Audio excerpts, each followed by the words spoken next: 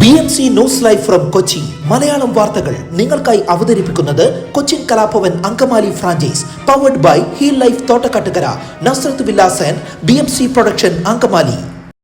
നമസ്കാരം, BMC radio Malayalam വാർത്തകളിലേക്ക് സ്വാഗതം. ഞാൻ ധനു കൃഷ്ണ. നഗരസഭയിലെ റോഡുകളിലൂടെ മൂക്കുപൊത്താതെ എന്ന് നടക്കാൻ പറ്റുമെന്ന ചോദ്യമാണ് നഗരസഭയിലുള്ളവർക്കും നഗരസഭയിൽ വന്നു പോകുന്നവർക്കും. സീപോർട്ട് എയർപോർട്ട് റോഡിൽ കൈപ്പടമുകൾ മുതൽ HMD റോഡ് വരെയും റോഡിന്റെ നിർമ്മാണം തുടരേണ്ട ഭാഗത്തും ഇരുവശത്തും മാലിന്യം നിറഞ്ഞ അവസ്ഥയിലാണ്. HMD റോഡിന്റെ സെന്റ് പോൾസ് കോളേജ് മുതൽ മെഡിക്കൽ കോളേജ് വരെ മാലിന്യം തള്ളുകയാണ്. റോഡിന്റെ നിർമ്മാണം തുടരേണ്ട ഭാഗത്തും ഇരുവശത്തും മാലിന്യം നിറഞ്ഞ അവസ്ഥയാണ്. HMD റോഡിന്റെ സെന്റ് പോൾസ് കോളേജ് മുതൽ മെഡിക്കൽ കോളേജ് വരെ മാലിന്യം തള്ളുകയാണ്. NAD റോഡിൽ LBS സെന്റർ മുതൽ മറ്റക്കാട് വരെയുള്ള റോഡിന്റെ ഇരുവശവും മാലിന്യം ഞെട്ടിക്കുന്ന വിധത്തിലാണ്. മറ്റിടങ്ങളിൽ നിന്നുള്ളതും സ്ഥാപനങ്ങളിലെയും മാലിന്യം നീക്കം ചെയ്യാൻ കരാറെടുക്കുന്നവർ മാലിന്യം കൊണ്ടുവന്ന് തള്ളുന്നതും NAD റോഡിലാണ്.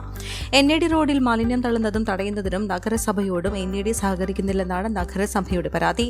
ഇത് പരിഹരിക്കുന്നതിന് കളക്ടറുടെ സാന്നിധ്യത്തിൽ യോഗം വിളിക്കണമെന്നും കൗൺസിൽ യോഗം തീരുമാനമെടുത്തുവെങ്കിലും തുടർ നടപടി ഉണ്ടായില്ല. മാലിന്യം റോഡിലേക്ക് വ്യാപിക്കുമ്പോൾ യന്ത്രസഹായത്തോടെ പാടശേഖരത്തിലേക്ക് തള്ളിയിടും.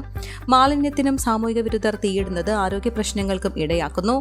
റോഡിൽ വഴിവിളക്കുകൾ അവിടെയിവിടെയായി മാത്രമാണ് പ്രകാശിക്കുന്നത്. സീപോർട്ട് എയർപോർട്ട് HMD റോഡുകളിൽ കിടക്കകൾ, പാഴായ ഫർണിച്ചർ എന്നിവയും വ്യവസായ മാലിന്യവും ഉപേക്ഷിക്കുന്നുണ്ട്. സീപോർട്ട് എയർപോർട്ട് റോഡ് ശുചിമാലിന്യം തള്ളുന്ന പ്രധാന കേന്ദ്രങ്ങളിലൊന്നാണ്. മാലിന്യം വലിച്ചെറിയുന്നത് പിടിച്ചാലും പിഴ ഈടാക്കുന്ന കാര്യത്തിൽ നഗരസഭ കാണിക്കുന്ന അയഞ്ഞ നിലപാട് മാലിന്യം തള്ളാനെത്തുന്നവർക്കും സഹായകമാണ്. കളമശ്ശേരി റെയിൽവേ സ്റ്റേഷന് സമീപം ആശുപത്രി മാലിന്യം ഉൾപ്പെടെ വൻതോതിൽ തള്ളിയവർക്കെതിരെ ഉദ്യോഗസ്ഥർ വൻതുക പിഴയിട്ടെങ്കിലും ഉന്നതരുടെ സമ്മർദ്ദത്തെ തുടർന്ന് ₹1 പോലും പിഴ ഒടുക്കേണ്ടി വന്നില്ല. മാലിന്യം നഗരസഭയ്ക്ക് എടുത്തുമാറ്റേണ്ടതായും വന്നു. വീടുകൾ വാടകയ്ക്ക് കൊടുക്കുന്ന കെട്ടിട ഉടമകൾക്കും നിയന്ത്രണമില്ലാത്തതും നിരത്തുകളിൽ മാലിന്യം വർദ്ധിക്കുന്നതിനും കാരണമാണ്. വാടക വീടുകളിൽ മാലിന്യ സംഭരണത്തിനോ സംസ്കരണത്തിനോ സംവിധാനങ്ങൾ ഏർപ്പെടുത്തുന്നില്ല. ഇവിടങ്ങളിലെ മാലിന്യമെല്ലാം പ്ലാസ്റ്റിക് കൂടുകളിലും ചാക്കുകളിലും കെട്ടി റോഡുകളിലേക്ക് വലിച്ചെറിയുകയാണ് ചെയ്യുന്നത്.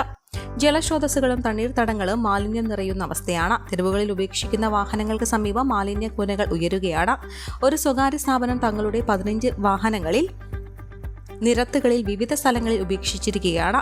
സീപോർട്ട് എയർപോർട്ട് റോഡിൽ ഈ സ്ഥാപനം 5 വാഹനങ്ങൾ ഉപേക്ഷിച്ചിട്ടുണ്ട്. അപകടകരമായി ഉപേക്ഷിച്ചിട്ടുള്ള വാഹനങ്ങളുടെ ഉടമയെ കണ്ടെത്തി നീക്കം ചെയ്യിക്കാൻ പോലീസോ നഗരസഭയോ താൽപര്യം കാണിക്കുന്നില്ല. ദേശീയപാത നിർമ്മാണം നടക്കുന്ന അരൂർ ഒറ്റപ്പുന്ന 22 കിലോമീറ്റർ പാതയിൽ അപകടങ്ങൾ പതിവാകുന്നു. റോഡിലെ കുഴികളും വഴിവിളക്കുമില്ലാത്തതും അപകടങ്ങൾക്ക് കാരണമാകുന്നു. ഒരാഴ്ചയ്ക്കിടെ 2 ജീവനാണ് തുറവൂർ ഒറ്റപ്പുന്ന പാതയിൽ പൊലിഞ്ഞത്. അരൂർ തുറവൂർ ഉയരപാത നിർമ്മാണം നടക്കുന്ന ഭാഗത്ത് ഒരാഴ്ചയ്ക്കിടെ 10ലേറെ പേർക്കാണ് അപകടത്തിൽ പരിക്കേറ്റത്. കൂടുതലും ഇരുചക്ര വാഹന യാത്രികരാണ് അപകടത്തിൽപ്പെട്ടത്. കഴിഞ്ഞ ദിവസം പത്മാക്ഷി കവലയിൽ നടന്നു പോവുകയായിരുന്ന കേറ്ററിംഗ് ഉടമ ജലാലുദ്ദീൻ മരിച്ചതാണ് അവസാനത്തേത്. ചന്ദിരൂർ, അരൂർ, കൊടംതുരുത്ത്, തുറവൂർ എന്നിവിടങ്ങളിൽ കുഴികൾ നിറഞ്ഞു. ഉയരപാത അധികൃതർ കുഴികളിൽ കോൺക്രീറ്റ് മിശ്രിതം ഉപയോഗിച്ച് നിരത്തുന്നുണ്ട്. എന്നാൽ മഴ പെയ്യുമ്പോൾ കുഴികൾ വീണ്ടും പൂർവ്വസ്ഥിതിയിലാകുന്നു.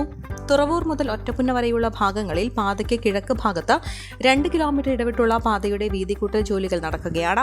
അതിനാൽ 2 വരി പാതയിലൂടെയാണ് വാഹനങ്ങൾ പോകുന്നത്. ഇടറോഡുകളിൽ നിന്ന് ദേശീയപാതയിലേക്ക് വാഹനങ്ങൾ കയറ്റുമ്പോൾ പാതയിലൂടെ ഇടതടവില്ലാതെ വാഹനങ്ങൾ പായുന്നതിനാൽ ഡ്രൈവർമാർ ഏറെ കഷ്ടപ്പെട്ടാണ് പാതയിലേക്ക് കയറുന്നത്. ഇത് പലപ്പോഴും അപകടങ്ങൾക്ക് കാരണമാകുന്നു. ഗതാഗത കുരുക്കും രൂക്ഷമാക്കുന്നു.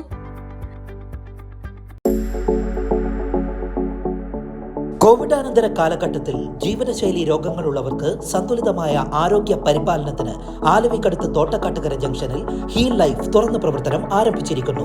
ഫിസിയോതെറാപ്പി, സൈക്കോളജി, ആയുർവേദ ചികിത്സകൾക്കായി 8089011772 ബന്ധപ്പെടാവുന്നതാണ്.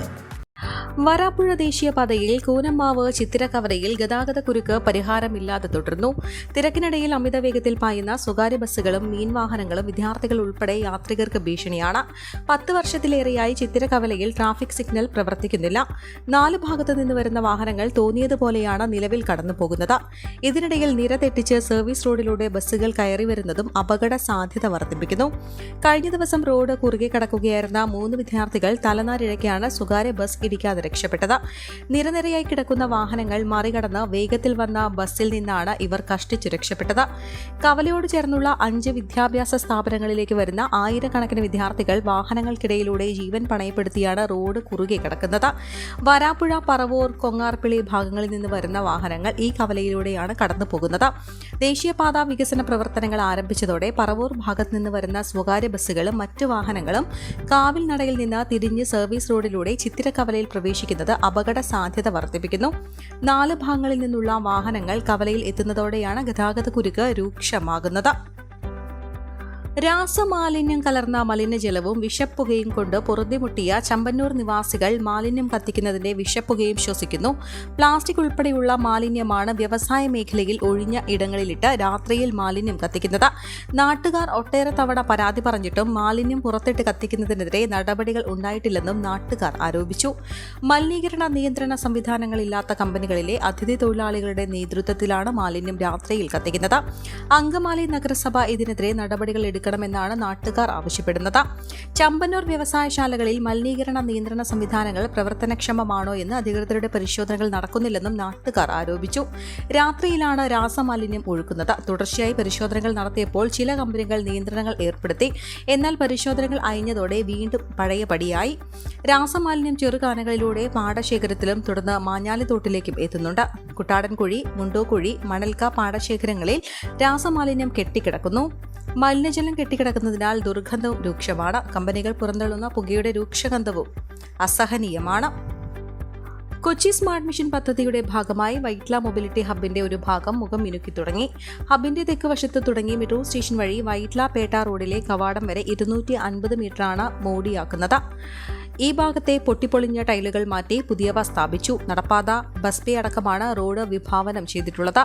റോഡിന് ആവശ്യത്തിന് വീതിയും നടപ്പാതയും ആകുന്നതോടെ കാൽനട യാത്രികർ വാഹനങ്ങൾക്കിടയിലൂടെ പോകുന്നത് ഒഴിവാക്കാൻ സാധിക്കും. അലങ്കാര പുല്ലും ചെടികളും പിടിപ്പിക്കും. 1 മാസത്തിനുള്ളിൽ പണി പൂർത്തിയാക്കുമെന്നാണ് കരുതുന്നത്. അതേസമയം ഹബിന്റെ വടക്കേ കവാടം മുതൽ ബസ്സുകൾ നിർത്തിയിടുന്ന ഭാഗം വരെയുള്ള ടൈലുകൾ മാറ്റിയിടുന്ന കാര്യത്തിൽ തീരുമാനമായിട്ടില്ല. ഈ ഭാഗത്ത് കൂടെ ബസ്സിൽ സഞ്ചരിക്കുന്നതും ഏറെ ദുഷ്കരമാണ്. ഈ വാർത്തയോടുകൂടെ BMC റേഡിയോ മലയാളം വാർത്തകൾ സമാപിക്കുന്നു. നന്ദി, നമസ്കാരം.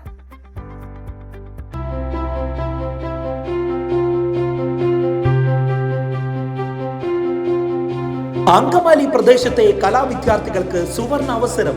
ലോക പ്രശസ്ത കലാവിദ്യാലയമായ കൊച്ചിൻ കലാഭവന്റെ അങ്കമാലി ഫ്രാഞ്ചൈസി കരയാമ്പറമ്പിനടുത്ത് എളവൂർ കവലയിലുള്ള സ്പ്രിംഗ്ഫീൽഡ് കെട്ടിടത്തിൽ പ്രവർത്തനം ആരംഭിച്ചിരിക്കുന്നു.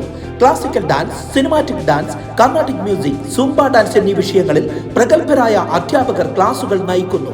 കൂടുതൽ വിവരങ്ങൾക്ക് ബന്ധപ്പെടുക 9995208614.